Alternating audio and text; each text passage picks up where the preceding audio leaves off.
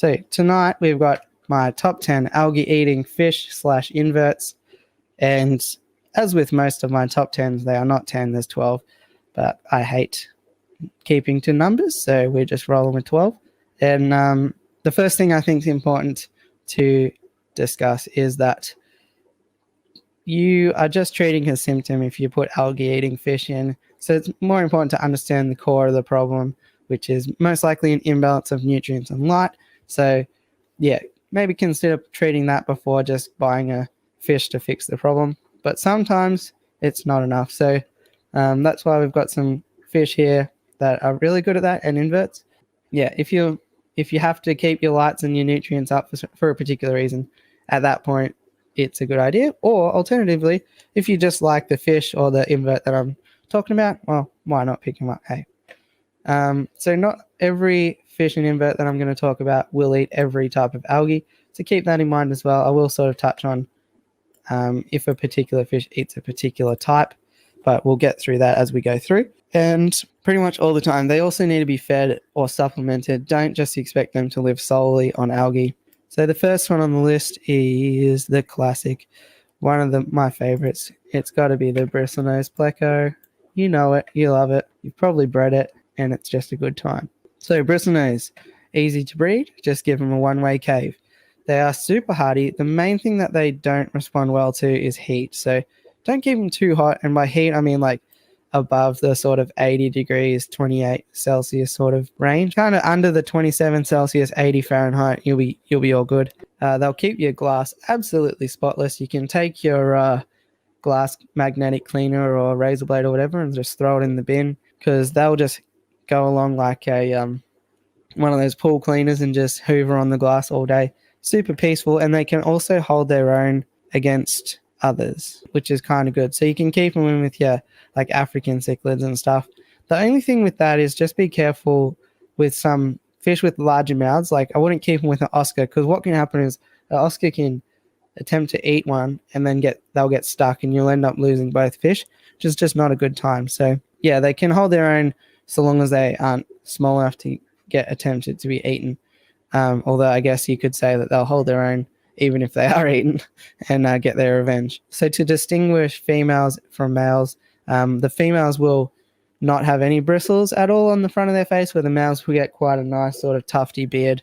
So it is one of those things that you might think that you're getting a female, and then a little bit down the track they might turn out to be a male. A lot easier to determine males rather than to attempt to get a female, if that makes sense. They will tend to snack on a crypt or an Amazon sword on occasion. So if you're going to keep them with those plants, I'd keep them super fat and happy.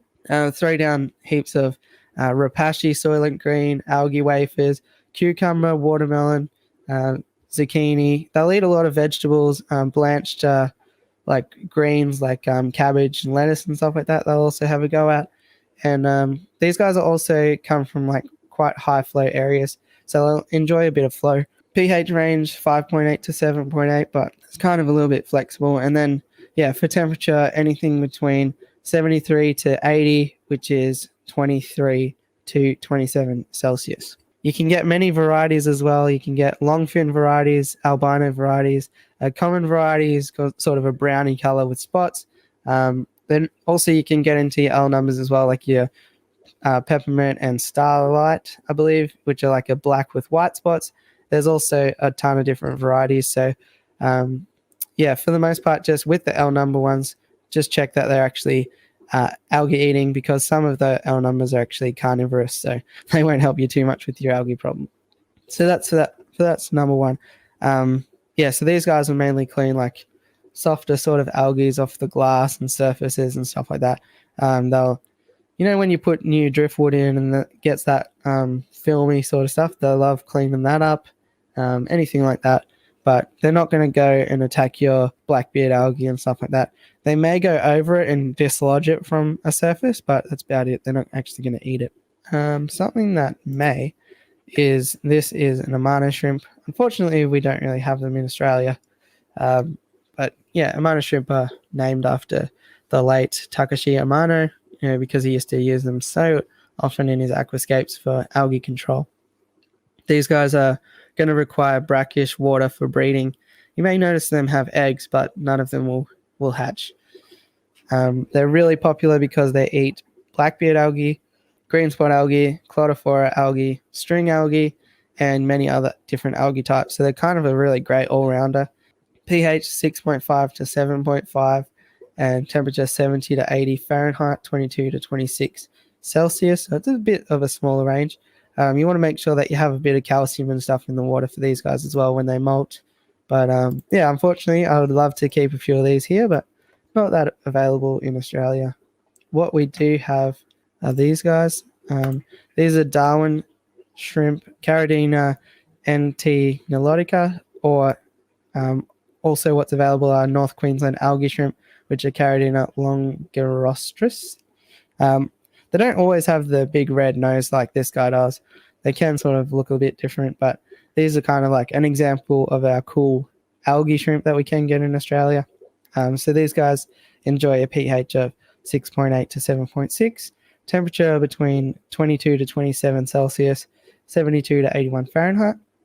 And they really love the filament type algae like hair algae and stuff like that. And similar to the Amana shrimp, these guys will require brackish water for the eggs to hatch as well. But I thought we might include these guys. So yeah, they're from basically the upper end of Australia in Darwin, northern Queensland area. So yes, the next one on the list is in fact the American flagfish / Florida flagfish. That was a mouthful. These guys are a pupfish from the Cyprinodontae, which is endemic to Florida. They're a small, robust fish, 2.4 inches in length, approximately 6 centimeters. Common name is the flagfish because it resembles the United States flag along the side. They are listed in the Guinness Book of World Records as a species of fish which lays the fewest number of eggs. A female will lay 20 eggs over a period of a few days. Water condition wise, we're talking 6.5 to 8.5 pH and moderately hard to very hard water. Temperature wise, 66 to 86 Fahrenheit or 18 to 30 Celsius. So huge range of temperature these guys will accept. And one of the reasons that these fish are so sought after is that they readily consume hair algae, and they might not be, and yeah, it can be a great way to control hair algae in some aquariums. Word of caution, they are sometimes known to eat plants, so be aware that they can damage carefully aquascaped aquariums, especially if you've got like a lot of softer leaved sort of aquarium plants. Oh yeah, the next one probably most of us have anyway. It's a guppy / molly. These guys are quite peaceful. You can get them in a bunch of different colors and flavors. They live up to 2 years, but they're super easy to breed, so you don't really have to worry about that. Just get 2 females and a male and you'll have infinite guppies forever. They are omnivorous, so they will want a little bit of protein as well, but the good thing about them is that they'll continuously peck at surfaces and eat many types of algae. Temperature wise, it's got here 24 to 26, but I think they can accept a much wider variety of temperatures. That is 76 to 78 Fahrenheit. And pH wise, above 7 to 7.5, around that ballpark. Get some hardness in the water, like a piece of limestone or something like that, and they'll appreciate that. All right, so this next one here is one of my personal favorites, one of my go-tos, Siamese Algae Eater. The Siamese Algae Eater is super popular because they eat blackbeard algae, which is, a real nightmare if you ever had to deal with it. But you do have to be a little bit careful of imposters. The true Siamese Algae Eater are super peaceful, ideal for beginners, hardy, and everything else. But what you might run into is actually the Siamese flying fox, which looks pretty identical, but there's some slight differences. Both of them will eat algae as juveniles, but only the true Siamese Algae Eater will eat algae for their entire life. Also, the Siamese Algae Eater is peaceful, whereas the flying fox does get a little bit more aggressive once they get larger. They do get quite big as well, 6 inches or so, which is like 15 centimeters. I reckon they're one of the best algae eaters you can get. The Siamese Algae Eater, the main thing is it'll just have a black stripe along the body, whereas flying fox will have less pronounced stripes on the fins and let's have a look. They both have bold black stripes running down the body, but the easiest way to work out which one you have is by looking in the corner of their mouth. Unfortunately, it's really hard to do when they're alive, so you can make an educated guess by looking at the color. The black stripe on a flying fox is smoother and ends where the tail begins, and the algae eater is less uniform and stretches to the end of the tail fin. Whether you choose the flying fox or the Siamese algae eater, you will have a good algae eater, but yeah, as I said, just be careful down the track with your flying foxes. The other thing is the Siamese algae eaters will eat a lot more types of algae than the flying fox will, so just something to be mindful of. And the other ones here, the CAE is a Chinese algae eater, which I wouldn't recommend. They get quite aggressive, and they don't really eat algae for very long at all. But I've kept a lot of Siamese algae eaters, and they're rippers. I would certainly recommend them. Next one on the list is hill stream leech. These guys will really enjoy a lot of flow and high oxygen in the water because they are from a hill stream environment. You can sort of tell by their body shape, that they're built for fast flowing water to go over the top of them. So yeah, add some power heads or use canister filters and stuff like that. They also enjoy like rocks and stuff where they can sort of go in for refuge. pH range 6.5 to 7.5, and temperature range, they can go a bit cooler, 65 to 75 Fahrenheit, which is 19 to 23 degrees Celsius. But yeah, you'll have nice clean glass, and they look like mini stingrays, and they are a great option for cooler water environments. And yeah, they'll lay their eggs just on the glass like Corydoras and stuff like that, which is kind of cool to see. So you'll know if you check the tank in the morning if they've been laying that night. Next one on the list here is a ripper, Autosync. These are great options for like smaller tanks, little nano tanks and stuff where you do have finer leafed plants and stuff like that. So yeah, they're a good option for like your nanoscapes. A lot of people have trouble with Ottos actually keeping them alive because they do such a good job of eating all the algae that they soon run out of algae and then they starve. So make sure you have a really nice seasoned tank for these guys.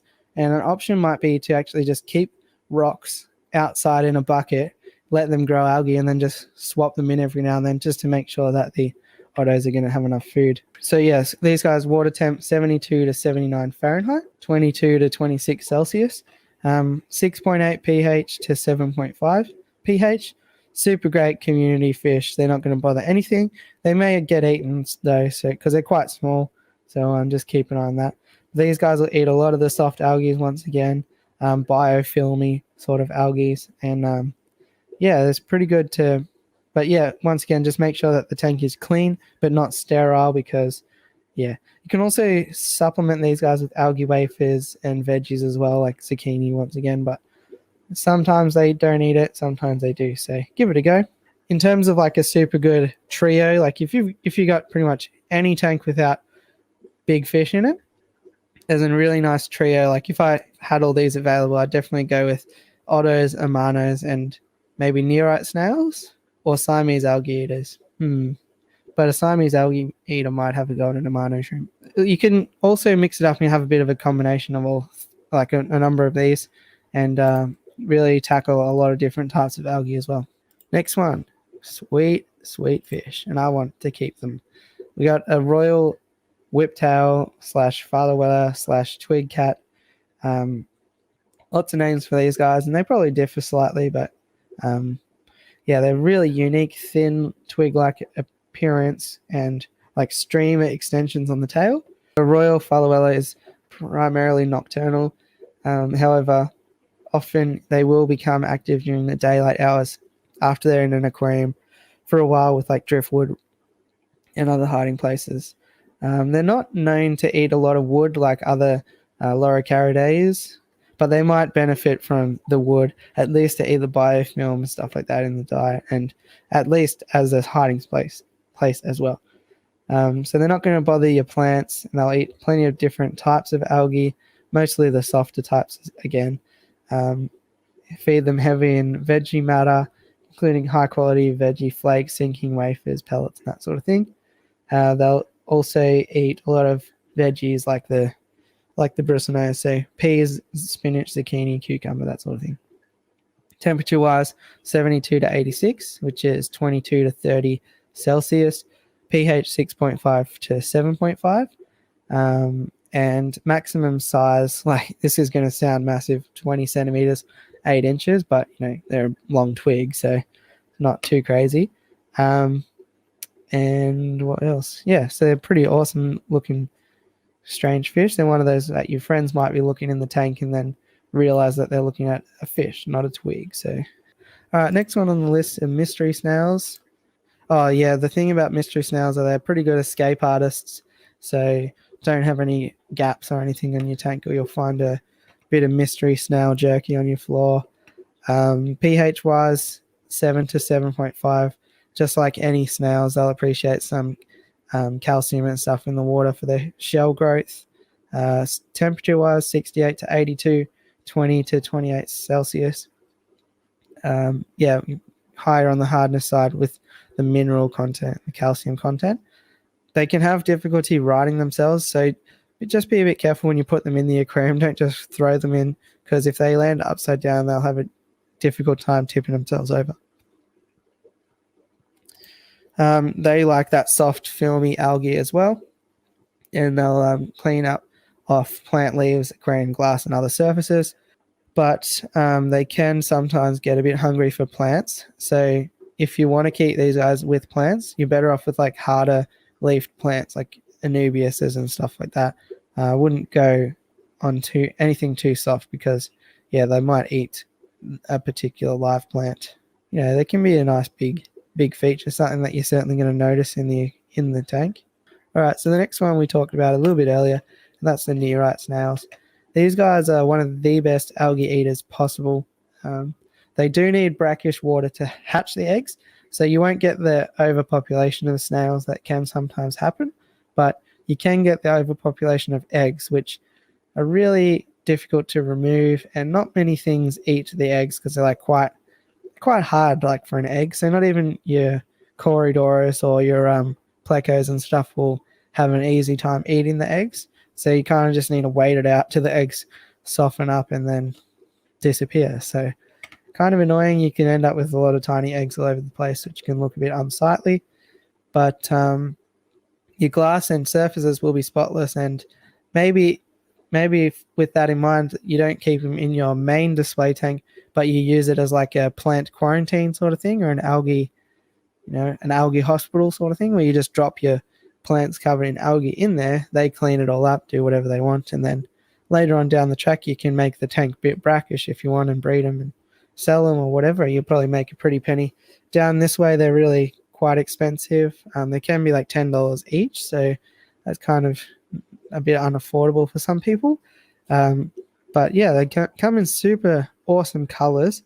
So some names to potentially Google are zebra nearite snail, tiger nearite snail, olive nearite snail, black racer nearite snail, and horned nearite snail. And they make a really awesome cleanup crew. They're quite hardy, adaptable to a range of water conditions, as is indicated from them traveling from salt to fresh water to breed. They like a water temperature between 72 to 78 Fahrenheit, 22 to 26 Celsius. Neorites prefer a pH of around 7.5. Once again, calcium, shells, and all that. They don't eat plants, which is awesome. And they're one of the best algae eaters around. So if you can deal with a few eggs over the place, then these guys will eat soft algae, green algae, brown algae, diatoms. They just won't eat hard type algae like green spot algae and stuff like that. So these are the next ones. Loved and hated. They're a real sort of Montague, Capulet, Romeo, Juliet situation. Some people love them, some people hate them. I don't mind them. These are the classic pond snails. They are bulletproof. You pretty much cannot get rid of these guys, and a lot of people do struggle to get rid of these guys. That, in my opinion though, they're a great indicator if you're overfeeding. If you've got an outlandish population of pond snails in your tank, maybe you just need to reel back on the feeding a little bit. And I think they're a really great thing for beginners, because it's really hard in the beginning to know if you've fed enough.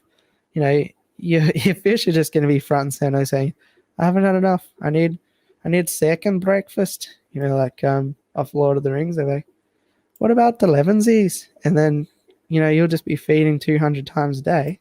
You won't realize that you're slowly killing everything. So pond snails can be really great for beginners, and just as a reminder that you're feeding them a little bit too much. They'll keep your glass nice and clean, except for their eggs and babies and all that. So they can, be a bit unsightly if you're not into snails in your aquarium. But I'm all up for that sort of natural vibe, so I don't mind them. And they're great food for fish and puffers. It is a bit difficult for some people, and I can understand that. But if you squish them against the glass, then a lot of your mollies, guppies, and live bearers and stuff will go ahead and eat it. So that's good. And puffers, you don't need to do anything. Just feed them straight to the puffers. And they're a great cleanup crew for ponds and stuff outside. They're named pond snails, so they're great in ponds. So that is the pond snails. I haven't put any care information for these guys because most people don't buy them. They just get them and then have them forever. So pond snails. If you don't have any, just buy some plants from somebody who does have them and you'll soon have them. So, but yeah, it's kind of like a duckweed situation. Buyer beware. You probably have them for a long time if you get them. So yeah, I like them. I can deal with the pond snail. And that, my friends, is the topic. In summary, I would suggest that there is not one thing that I've mentioned on this list that is perfect for an algae eating sense. I think the best way to go is a combination. So what I typically run is Siamese algae eaters and Bristlenose, mainly because those are what I have most of in here. But there's plenty of combos you can play around with and find out the best one, depending on what's available locally to you. Yeah, if you want to control most types of algae without affecting the availability of light and nutrients in a fish tank, then the best bet is to employ a couple of different varieties of algae control methods. Hopefully you had a great stream, and I'm going to wrap it up, or I'll be here for the next 2 days. Cheers. Have a good one.